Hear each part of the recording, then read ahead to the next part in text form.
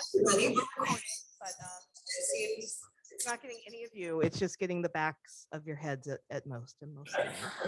So, hi, I'm Stephanie Murray. I'm the director of the BXA Intercollege Degree Programs. I'm so glad that you have joined us today. We have a fantastic first year class, and I see some of you in the audience. So, hi, how are you? I am very happy to welcome our alumni panel and to be able to do this in person. This is great. So I'm going to introduce our panel and have them come sit so we can stare at you. Although actually, do you want to sit here and we'll sort of bring you up as need be? I don't know how like gazed upon you want to be. So for those of you who may not know us or may not know us well, the BXA programs are, it's an umbrella term for the three programs that we oversee: the humanities and arts, science and arts, and computer science and arts. We've been around since 1993, and we've had some fantastic graduates. So we're very glad to welcome back this group.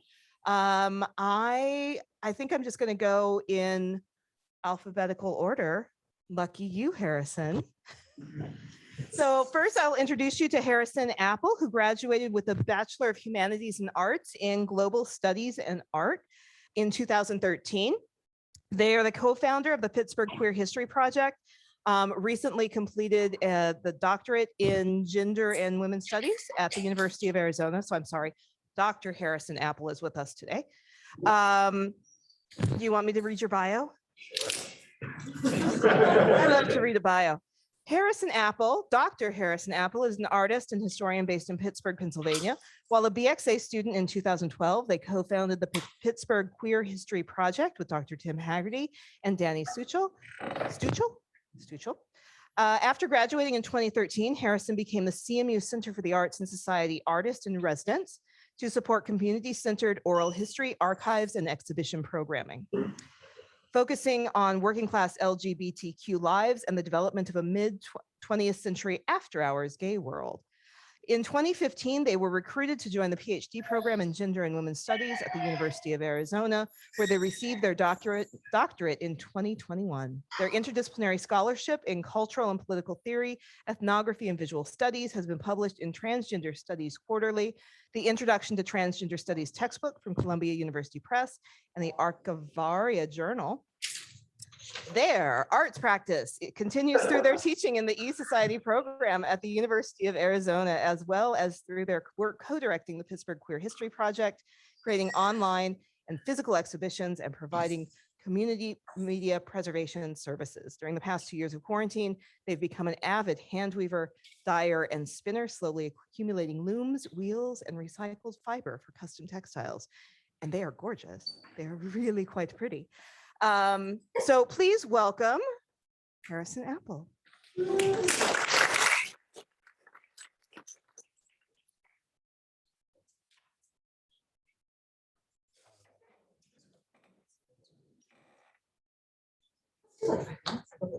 Okay. I can type. Okay. Two clocks are great because it's like total Anthropocene in here, you know. As a global studies major, we frequently just sit around and talk about the complete collapse of space and time. So what is 5 minutes anymore? Is an endless question. All right. Thank you all for being here. I know it's kind of dreary out, so much cheerier in this sort of mustard red room that we're all in together. I'm Dr. Harrison Apple. I graduated in 2013 from the BXA program, which was the first couple of years getting to work with Dr. Murray, who is an amazing advocate for the students of the program, but also for the college at large, the university at large, trying to make this a place better for education's sake. And I really benefited from that. I think that one of the things the BXA program really instilled in me was trying to make your time at CMU worth it for your experience. You know, it's not an approach to education, which is sort of like you go through the rigorous entrance program, you manage to somehow scrap up money for your tuition, and then you receive an education. It's much more that sort of, I like to think about Martha Graham's teaching technique, where she would sit around and ponder like the Latin root of education, educare, which is to draw out rather than to shove in. And I think that the BXA program and Dr. Murray and Carrie Hagan and Emily Size and the whole team there really instilled this in the smaller groups of us when we were much smaller force on campus. But I'm really amazed and pleased to see how many more people have joined the program and realized its potential. So while I was in the program, I had a wonderful time. I had a lot of support from them to begin my own, vision of what my education could actually be. So I was interested in taking the resources from the global studies major, which was really made out of the anthropologists who were now global studies people, and taking their guidance towards questions about ethnography, oral history, ethics, towards a visual forward kind of project of my own. I was working with people in a music festival in the city of Pittsburgh that was rehabbing a former nightclub space. And this led to me doing an oral history project with the neighborhood to figure out what kind of community did this space belong to? And it begged a lot of questions about how we think about the city of Pittsburgh. And being able to have a discourse both with the community as well as a community focused kind of education that I could get through BXA, I started to develop my own coursework that would match this question of how do you take alternative narratives of cities and make them legible without sacrificing what marginalizes them in the first place. And that's what led me to promote my art practice through the Center for Arts and Society, develop the Pittsburgh Queer History Project as a laboratory for this kind of thinking, again, with a lot of support from BXA, as well as the other resources on campus. The Studio for Creative Inquiry, which is going through its own transition right now with new directors and potentially new funding resources, is a great place to look when you're thinking about all of the sort of enmeshed, interconnected, connective tissue that makes your own experience here very unique and quite fun to figure out how to support. So the reason that I wanted to preface all of this is because my most recent experience as coming back here for a BXA Alumni Panel is finishing my doctorate, which was not something I had ever imagined when I was a BXA student. I was absolutely sure I did not want to go back to school for the next 10 years, that I didn't want to become a student again for quite a while. But I think being able to have the training that you get at BXA prepared me better than some of even my own colleagues for what further education can bring you, whatever kind of graduate program that might be, or extended training or lifelong learning. It still comes back to this idea that you are actively shaping the education that you're receiving in a way that benefits you, because you are in fact the only person who can make those decisions for yourself. And being able to learn to ask questions when you're curious, when you're confused, to not be afraid to sound stupid or look stupid, is, I think, really core lessons of having an interdisciplinary education, because you are constantly running up against the limits of what you know and what you even know that you can't know. It's still going to be about figuring out how to ask the right question. So let's see, I still have just a couple of seconds left. And yeah, I just want to say again, thank you to Dr. Murray and to Emily for setting this up and for having this kind of wonderful and strange conjunction of alumni back together. Because I don't think any of us had met before, right? No, so this is fun for us, even if it's only kind of fun for you. But I promise it grows on you. It's getting warmer, like this room. So thank you again, and I look forward to any questions you might have about the program. Thank you, Harrison. Yeah, we're going to do these in about sort of like 5-minute overviews, and that'll leave us plenty of time for questions afterwards and maybe having a larger conversation. I do really like how Harrison has framed the process of BXA as being intensely exploratory and very much about figuring out your path. That's one of the things that it kind of takes a minute to get a handle on, is there is no one way through this program. And I'm constantly being impressed and surprised by the way that students take their way through it. So, and again, I think this panel in particular is going to be a very, very good display of the different ways that you can make your way through. Cool. All right, next we're going to hear from Jake Bernsen, who graduated in 2016 with a Bachelor of Humanities and Arts in Philosophy and Music Technology with a minor in Sound Design. Jake Bernsen enjoys a multifaceted career as a performer, educator, and producer. In addition to working with clients like ESPN and the Pittsburgh Symphony Orchestra to produce music for live events and broadcasts, he has taught music production during residencies at universities all over the country. Jake holds a degree in Philosophy and Music Technology from CMU and studied piano performance and composition under Doug Weeks and Robert Aldridge, respectively, at Brevard Music Center. He currently resides in Pittsburgh, where he works for Apple, operates a media production company, and offers private music production and piano lessons. Jake continues to perform regularly as the keyboardist and producer of Beauty Slap, which is an awesome band, and you should hear them. The band sees a wide variety of contexts that span from playing as a featured guest with the Pittsburgh Symphony Orchestra to directing race day music at the Indy 500. Please welcome Jake.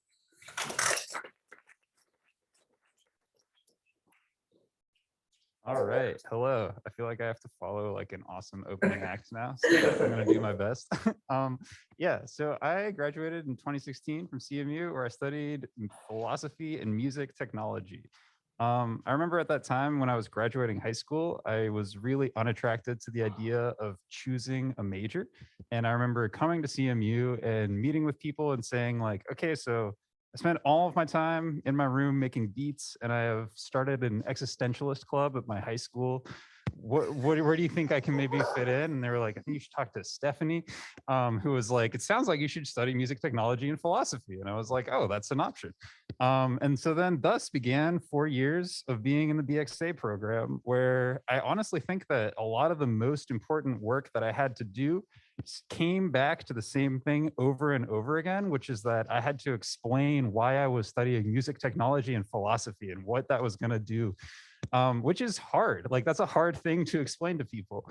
But I was really confident that the core skills that I wanted to develop the most, and the things that I found myself like the things that I found it the easiest to get lost in, like that I could do the work without it feeling like I was doing the work. Like if I spent hours and hours and hours working on music, or trying to understand some philosophical argument, or trying to maybe even combine the two into a new project, that was stuff that didn't really feel like it was draining for me. That was stuff that felt like it was actually invigorating. So the BXA program was the first thing in my life that was kind of like, hey, let's try and figure out a way that you can organize your life around these passions. And even though it doesn't necessarily seem like the world is saying, hey, we have all these positions for music technology and philosopher, like we really need that.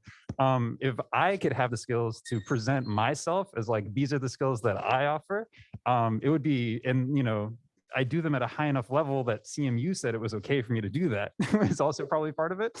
That was something that was to this day, really, I just use that skill all the time.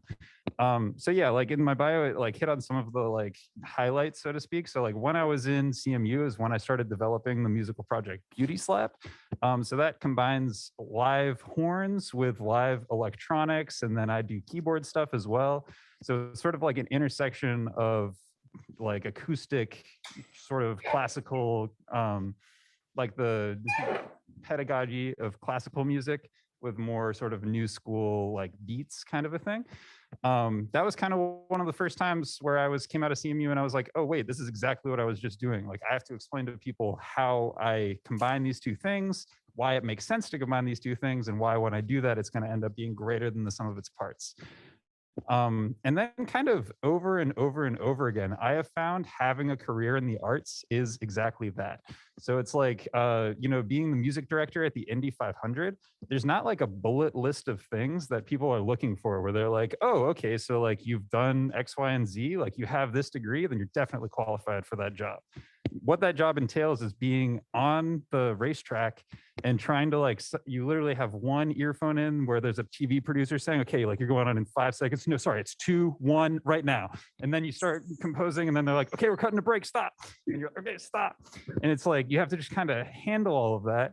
And it's maybe hard for me to explain in the moment why I'm very confident having a philosophy degree helps. But if you give me the time to like write out a couple of pages, I actually do think I could do a good job. And those are skills that the BXA program taught me. Yeah, so I think I'll leave it there. I didn't set a timer. Maybe I should have. Is that too short? No, I mean, we're at about 4 minutes. All right, I nailed it. Perfect. Thank you.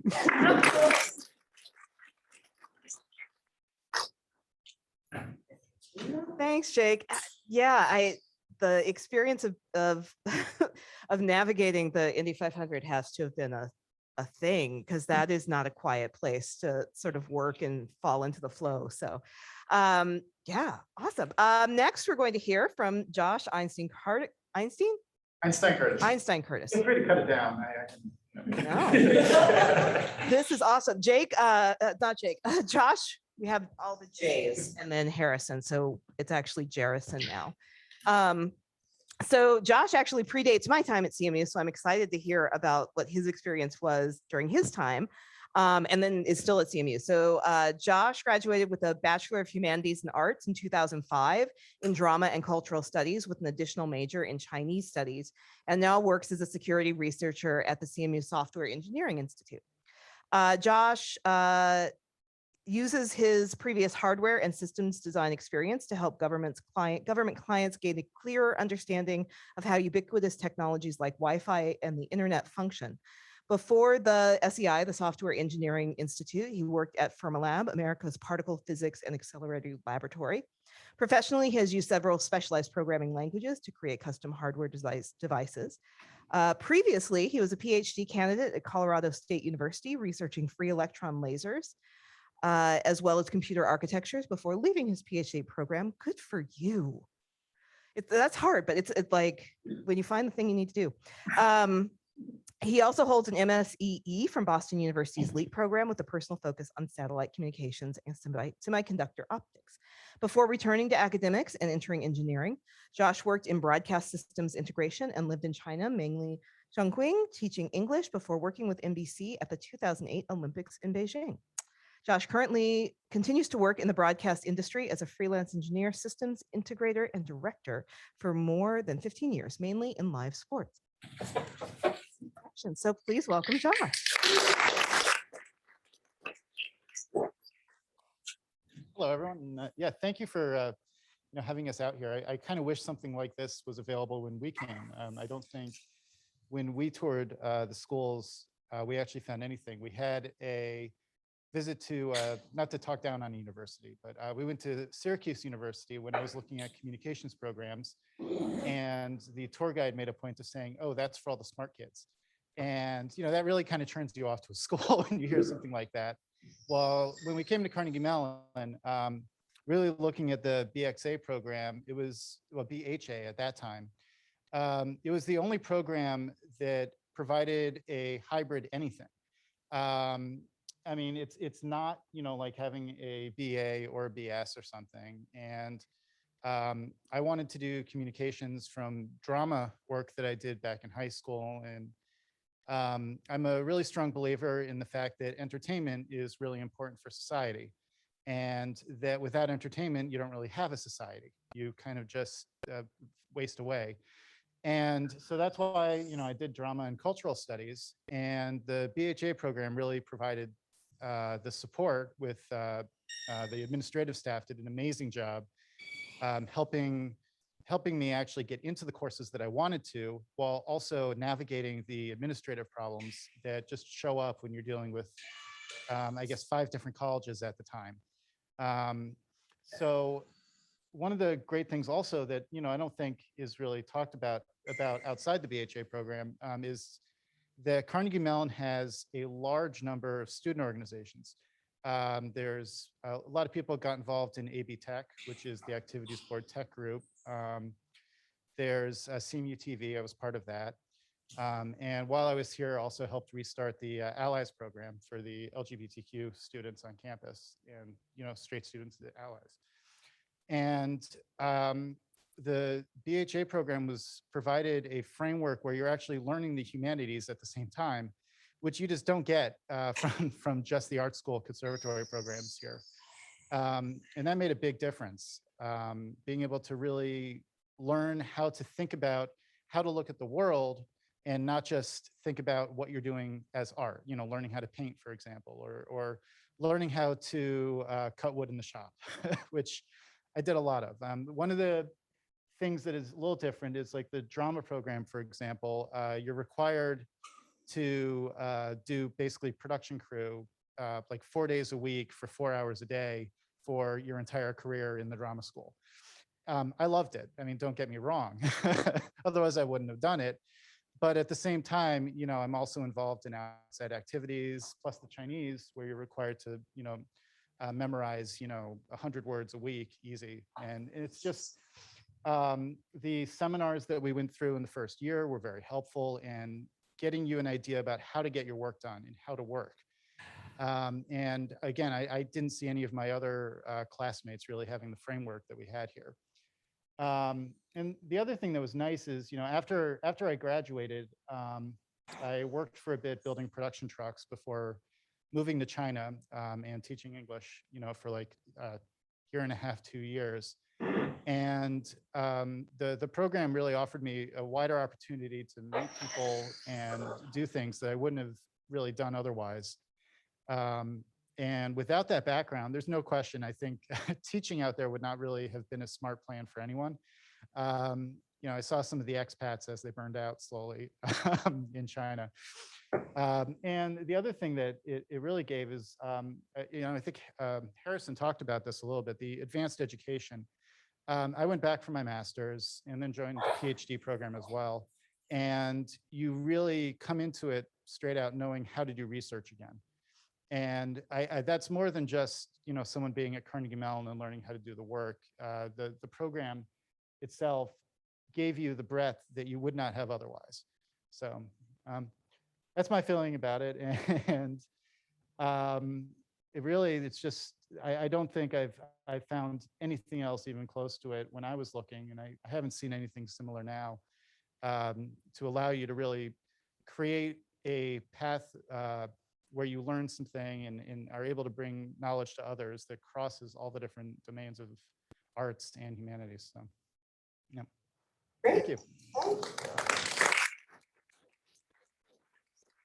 Josh, I really like how you made a point of the skills that allow you to navigate different cultural environments and to move between disciplines and to have, if not the specific vocabulary of a new group that you're talking to have the ability to pick that up, to understand sort of what they need to know about what you do. And that's something that we really encourage our students to work toward and to practice, because I think that is maybe the most valuable skill that we can help students learn, is sort of how to navigate a world of a lot of different kinds of knowledge and expertise, and to know sort of where they might live there.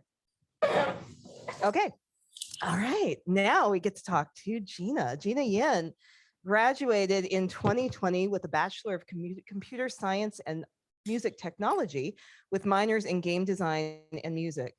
I think you had like 3 others planned too. Like, Gina kept coming in and saying, "Can I add another minor?" She now works as a software engineer at Google.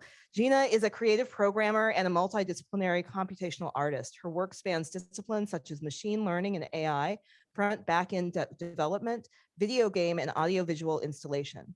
Gina works with emerging technologies to create immersive experiences and expressive tools. She graduated from CMU with an extended focus on immersive experience design. She is currently a software engineer at Google Ads machine learning infrastructure team. But I hope she tells us about music too, because she does cool music stuff. Gina Yin. Hi. It's been such short time that I graduated from here. I graduated last year, and yeah, I feel like growing up, I learned that if I have to do one thing forever, I'm destined gonna hate it. Like, I went to a conservatory in high school for a year studying piano, and just like by practicing 5 hours, 6 hours a day, I realized that's definitely not what I want to do. And then I came to CMU. I was admitted as a computer science student. And in the first year, I was just like every other CS freshman, like doing CS homework as a group, like till midnight, like 2 a.m., 3 a.m., I don't know. And I was like, okay, this is not what I want to do. It's like, oh no, is there anything that I want to do? I know at one point I had like 4 minors, and that's a lot. But yeah, so I transferred to BXA in my second year, and I was doing a lot of music performance stuff at that time with Exploded Ensemble, with Jesse Styled and Lance and Annie. And that really was the starting point of a lot of exploration for me. As Jake pointed out, like it's basically a sandbox and you just go do stuff and then you're gonna find things that you like. Like for me, I really found this creating interactive audio visual experience as my main passion. So from the time I was at Exploded Ensemble, I participating in like limestone mine concert, overnight concerts, where I had a chance to create my own solo set plus like visual projections. And that was also like a chance for me to bring in my skills in computer science, where I can write like shaders that makes my visual audio reactive. And I just kind of like span off from that point. I started to get gigs from outside of CMU.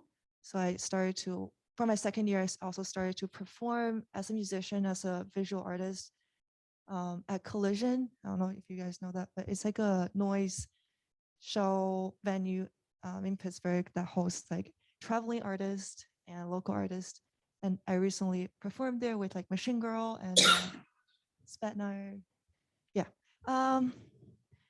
Another great experience I had at BXA was this like chance to bring all of my skills together. For example, like game design. I programmed like VR pipelines, and I also had a chance to do sound for VR games. So it's really awesome. It's like I can also do I can do one role and I can do another role, and that also counts as elective for my main degree. Yeah, so I graduated last year and then I got a full-time job at Google, and now I work at the machine learning infrastructure team for ads integrity. Basically, it's like where all advertisement get classified with machine learning models. So I built this pipeline where an ad comes in and then it runs through models, and then the models will apply labels. For example, it's gun related, it's political related, it's this and related, this and that. Like if it violates like state related policies, if it has like an it output labels for further classification. So yeah, that's my job. And I also perform outside of my job as a musician and visual artist. Yeah. Yep, that's it. Thank you, Gina. I think winding up with Gina is an excellent example of the ways that BXA students are ambitious, but not in a like conquer the world kind of way. It's a very self-focused kind of ambition to push yourself toward like, what's next? What's interesting? What else can I do? So I think they're a great example of what can be accomplished with that kind of, you know, self-focused motivation and ambition. So I'm going to invite everybody up to our chairs now and open for questions.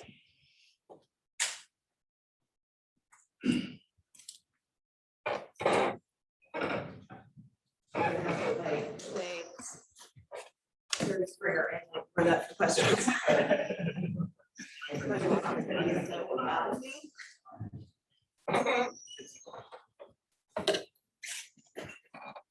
Yeah, actually, I have a question for Josh and for Gina afterwards. Josh, you have the most compressed career that I've ever heard. So I've been studying with you. And I used to be a physicist, okay, so I have a physics background. So I wonder, from what you learn in the college, right, all 4 years you're learning drama, cultural studies, how did you get in the Fermi Lab?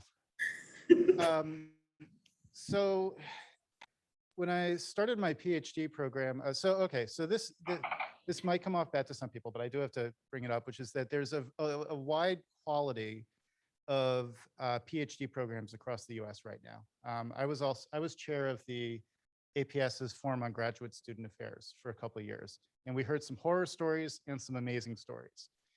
So my PhD advisor basically forced us to move to Illinois like the day after my wedding. And this is, a rough part of my life, whatever. But I basically leveraged the move into a job at Fermilab because I had the skills that they needed, and I wanted to get paid, and I really didn't have a choice. So it was somewhat mercenary in that, basically, I don't believe that anyone is really stuck in a career unless you choose that on your own. I know a lot of people in defense who have been there for ages, and they love it. But the fact is that they also have a bunch of hobbies on the side.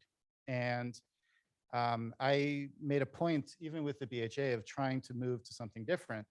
And that's basically what I did, is I leveraged it into a job at Fermilab. I was there for 3.5 years and pretty much enjoyed it. And just keep moving on to different things. And yeah, I hope that answers that. Thank you. And the next one, Go ahead. Gina. Could you rephrase the question a little bit? I haven't asked you yet. Oh, okay. Yeah, Sorry. I'll ask I you thought that now. was the same question.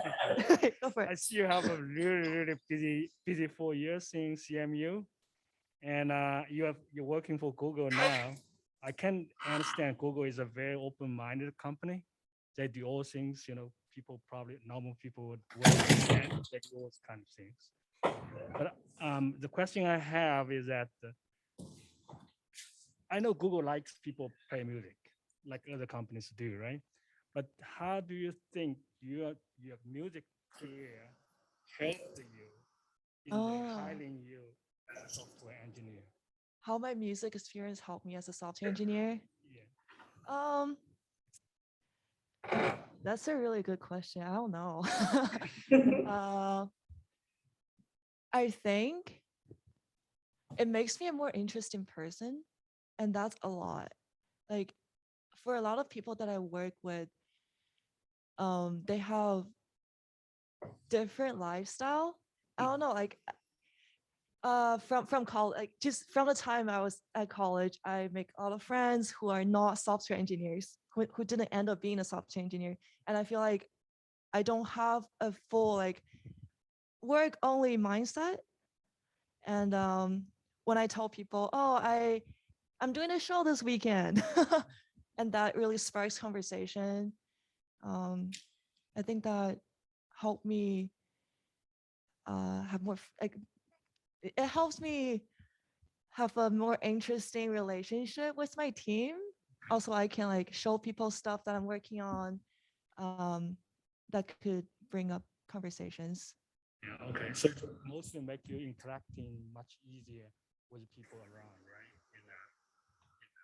In the company. Right? Yeah.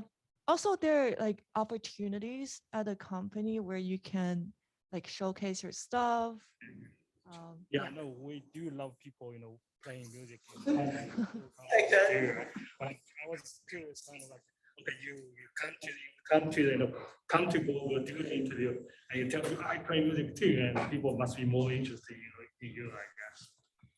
Yeah, did you find that when you were interviewing that was a point that they'd bring up or they'd be interested in? That you do music, that you do other creative work on the side? I don't think Google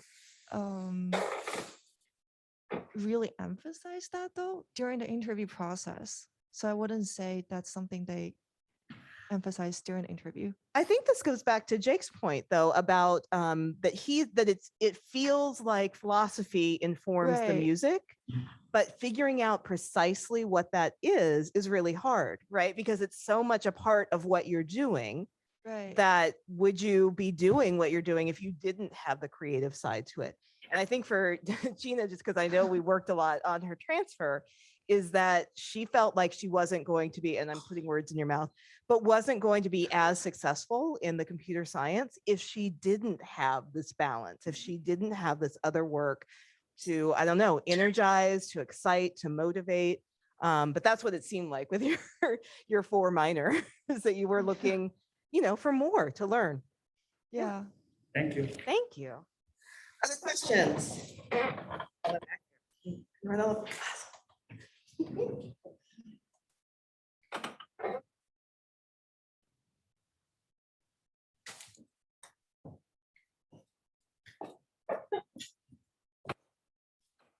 on the same topic, maybe applies to Gina and for you also, like the fact that she came into computer science, then she wanted to go to music technology, would have been transfer was easier. What if the person came to music technology, School of Music, final admission, and wants to get into this BCCSA? Is it possible?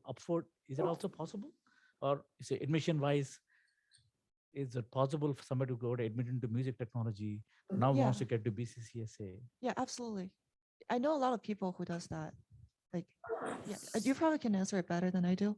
Yeah, in fact, Gina was kind of the outlier in coming from CS and adding the music technology. We have many more students who start in one of the CFA schools and add on the computer science component. We have an internal transfer process that brings in between 12 and 15 students each semester across the 3 programs. They're not all BCSAs, but mostly we're separated between, we're about balanced between students starting in CFA and adding on an academic, or starting in an academic college and adding on the CFA. But BCSA in particular tends to bring art students to the CS and less so the other way around, but we do have those. Yeah, one thing I get asked a lot, because I'm an international student, I get asked a lot that if I add on a music technology major, like my I-20, the major code would change, and then that would that affect my OPT length? Because as a tech student, I will have a longer time to stay in the US to do internship, basically. But And I think it was like the Yeah, year it's the before same. you graduated, we got that code changed for Yeah. BCSA. So there was the longer OPT available for BCSA students because they are STEM students. They're taking, all but 3 courses that the CS majors are taking. So, and again, like so much of what we do is student motivated, that it's students asking, students saying, I want to do this, and then we figure out how to make that happen for them. But you also said there are only few seats available. So if they don't make the cut, they can do informally. Like let's say if they don't make the transfer criteria or whatever, and there's only 15 seats, and they still want to continue, they can still do it informally, not as a formal. Yes, I mean, that's one of the benefits of CMU, is that if there's a seat available and you have the prerequisites, you can take that class for the most part. That's not every single department, but on the whole. And yeah, the BCSA transfer, that process includes courses that would count toward the CS minor as well. So we always have a backup plan. We always have some place that students can go if they decide not to pursue the integrated degree path. Other questions?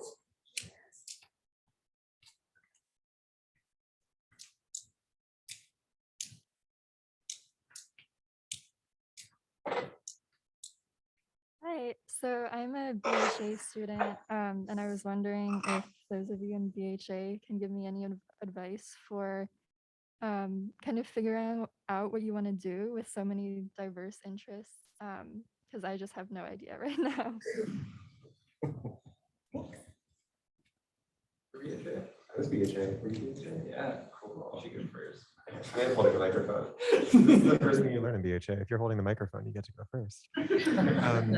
Yeah, so I totally empathize with you. There's just a lot in the world that you could find yourself being led towards. And I think this might be a fun story for you. At one point, while I was trying to figure out just like how to get the credits that I needed for the degree I was going to graduate, Stephanie looked at me across the table and said, "You cannot major in Harrison Studies," which I thought, but BHA has an H in it. So I looked to people like Stephanie and others in the BXA program as a sounding board for what I was working on. And you'll find that, much that you would in writing a paper or working through a project, you need to talk through what it is you're working on with other people, because they're going to respond to you and highlight what you're clearly most interested in doing. What's not just interesting to you, but what's driving you towards that. So for me, it was hearing people respond to the fact that I was actually interested in doing oral history interviewing more than necessarily writing enormous tomes of urban studies, both of which are things that you can find yourself being capable of, but one of them will not want you to continue doing that work. It'll just kind of drain you. Yeah, that would be my biggest advice, is talk about what you're doing with other people, even if it's totally half-baked. Yeah, I think all of that was spot on. I would also just say like I wouldn't don't stress too much about feeling like you have to find a thing that you can do also in the future. I would just do what you like to do right now and try and identify those things and just do them and not worry about whether if the thing that you love doing right now is going to pay the bills in 6 months necessarily. I think that if you just do the thing that you love to do, then you will be able to do it at a higher level than people who don't love to do it. And eventually that will become a hireable skill. I would also say that just like try and just hang out with people that you really like and that are really invigorating to you. I mean, not to me. Try and hang out with people I really think are great. But I just like if I look back at like the things that I've done, like the last 4 months I spent doing sound design for an app that's going to be in Cartier stores. And the only reason that I got that opportunity is because it was one of my really good friends designing the app, who's somebody I went to school at CMU with, who we don't work on anything that overlaps really at all until 4 years later when she's like, hey, we just realized all the sound design in this app is copyright. Can you do it? And so that's just a case of like, I know that person because I know that they're in their own field and they're taking it seriously to a certain extent. I would also say to a certain extent, it's not like you have to go find the people who you think are the best. Find the people who you actually get along with. Like this is a girl who has a sense of humor, which is like why we got along when we were in school together, you know? So hang out with people that you think are really good and that you think are really interested in the thing that they do. And then also just only worry about things that you like and don't worry about too much whether you're going to love it in the future or like you have to choose something right now that you feel like you'll love for sure forever. Instead, just do things that you like to do right now. And yeah, again, I'm just confident that if you're doing something you actually really love in the moment, then you will be developing that skill more efficiently than someone else who's just muddling through the work. You know, BHA, yeah. Sure. Yeah, I have to say I completely agree. I mean, so my first job out of college was absolutely awful pay. It was and I didn't care, and that didn't matter because very quickly you end up getting something with better pay because you're good at your job. I don't know any of the people that I know of who were in any of the programs at Carnegie Mellon in some sort of interdisciplinary. They're all pretty successful right now, period. Whether that's, I mean, they're making enough that they are living the lifestyle that they want, would be a better way to put it, especially because it's artists. And that's really all that you can hope for. So yeah, I would say, what do you choose? Talk to people and choose what you want to do, and it will usually work out. And I just want to emphasize Harrison's point that, you know, I am skeptical of promoting any particular career path as a vocation because often, we talked about this in class, often that is code for we're not going to pay you for this because you love it so much. But the distinction between that and what Harrison pointed out about find the thing that energizes you, find the thing that makes you want to do more of it. That I think is what we're always pushing, like find the thing that fulfills you, because then you can turn it into a job, right? That, and this is for the parents, I often say like the exciting thing and the terrifying thing about these programs is there's no one job it points to. It's all of the jobs, right? So there are so many different places that people can go with this degree that, you know, there is not, like Jake said, there is not a checklist of like, well, did you do these 3 weird things at CMU?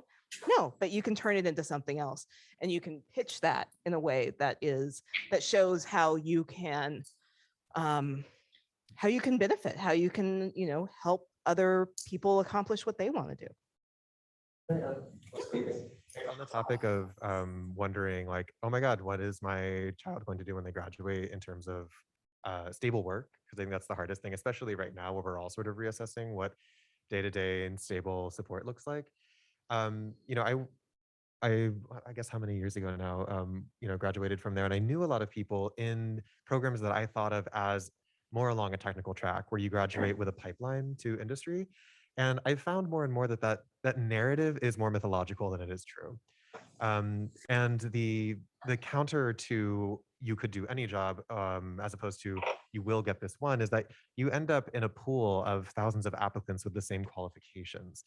and you're wondering how to distinguish yourself. And BXA is one of those places that absolutely teaches you not just to be special, because we're all special, but to be able to translate that to somebody else who has no need to listen to you. You make people learn to love you and find what you find fascinating for themselves. So like, again, that question of like, what kind of job will you get? Well, you will get any job because you are going to be a better communicator about what matters. All right, unless You have another question?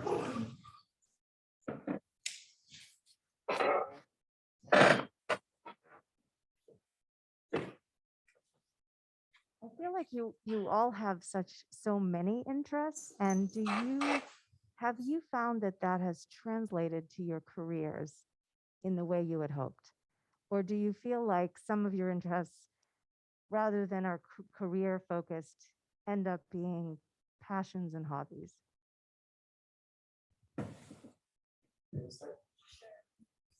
I never thought I would work for Google. I think that's something I avoided from my first year. But yeah, so for me, I'm a little different because I'm an international student and I have like visa situation to consider. But I feel like my life as a whole, if you like blend work and life together, like we often talk about work life like integration instead of like balance as two separate things. If you look at my life like as a whole, I feel like it definitely reflects what I chose through my college. I choose to learn at the BXA program, and they really shine through my whole, like how I spend my time. Yeah. And forgive me, I think that I might understand your question as you said it, but just to be clear, it's sort of like there are a lot of interests out there you're attracted to. How does that translate to the work that you do kind of every day? So in my case, I'm a teacher at the University of Arizona, and that really responds well to what I've love about the BXA program, the education I got there, because it is very much about inspiring students to become more proficient researchers and more curious people. And so I teach in the School of Information, which is a kind of combination of digital society and cultural studies, as well as harder technology kind of research. So right now I'm teaching digital identity and discourse and theories of new media. And while this was not the focus of my doctorate, I find that this is a place in which what they needed from someone for this position was exactly what I had from BXA, and then further into my training as a PhD student, was the ability to adapt your interest to a new setting. You bring that with you as a kind of momentum, and it's something that people kind of know that they need but don't always know how to ask for. So in the job sense, yeah, I find that my interests are all tapped at some point. There's always something that I can contribute to. And then to follow up with what you were saying, about like personal hobbies being important to you, but don't always have to be your job, which I agree with. My partner and I just bought a house in Swissvale, and it's just like a giant laboratory. Every room is a different kind of studio environment. And I think that being able to do that every day is, in a way that's joyful, even if it's sometimes disappointing, like, oh no, we blew up the stove. Like it's what keeps you excited to contribute at the other parts of your life. It's not always about, feeding the paycheck. Yeah, I feel like you guys both hit the nail on the head. For me personally, a lot of like the work that I do day to day ends up being either like freelance or in some variation contract-based work. So it's like it's not something that I'm going to be doing for a year. Usually it'll be 6 months at the absolute maximum. Or, it might be like a similar thing for a performance where it's like we'll be doing performances in a series, or I'll be teaching at a university as a residency. And so a lot of the work that I do, I find to be more short term, which is just interesting. I guess like to answer your question, for me, I'd say it would be kind of a cyclical thing. There are certain times when I'm working on a project and it's really invigorating and really hitting right on the thing that I'm most interested in at that moment. And then if I'm being honest, there will definitely be times when I'm spending a weekend crunching out sound design for an app or something, and it's like personally, I'm not super a big Cartier guy, you know, and so the last couple months have been kind of a drag for me, honestly. But then I would be lying though if I didn't like being able to tell people that I'm working on an app for Cartier does actually scratch an important itch for me. And so it's for me, there's kind of two things happening, which is like, is it exactly what I want to be doing in the moment? And then also though, is this what I want to be doing maybe in my 20s? And those two things might not always align if you were to ask me in the moment, you know? So it might be like, if I'm working on this thing, I would really like to go to bed. But in life, I feel like I'm doing the correct thing overall, you know? So I would say for me, absolutely, like over a long enough time frame, it averages out to being the answer to your question is yes. Like I get to put a check mark next to all the different things that I'm interested in, absolutely. And that's the exact reason why I've organized my life the way that I have, where I maybe sacrifice a little bit of the certainty that would come from a 9 to 5 every day, but I know that over the course of the year, I'm gonna get to do all the different things that I love. So yeah, for me, I think that's where I'm at.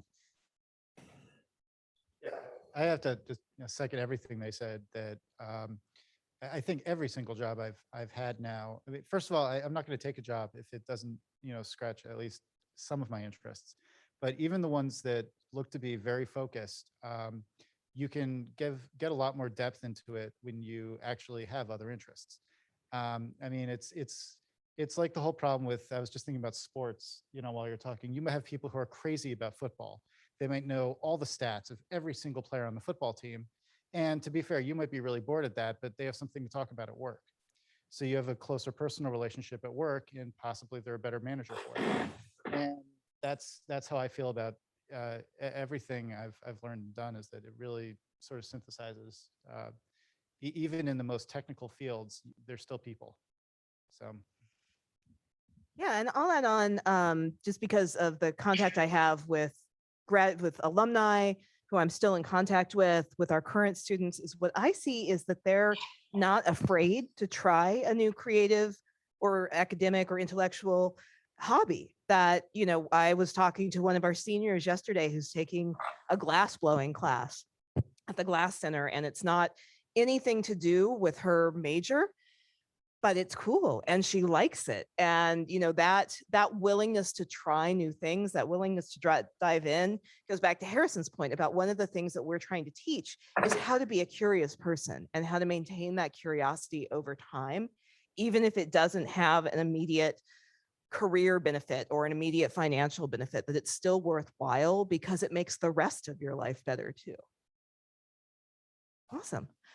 All right, well, we're just about ready to wrap up. I'm going to be around if any of you want to say hi. I see parents with students, and I assume our panel is going to hang out too. Please join me in thanking them for being here with us.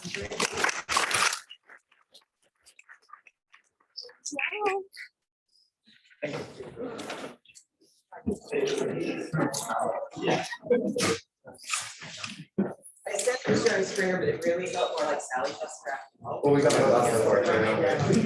I should.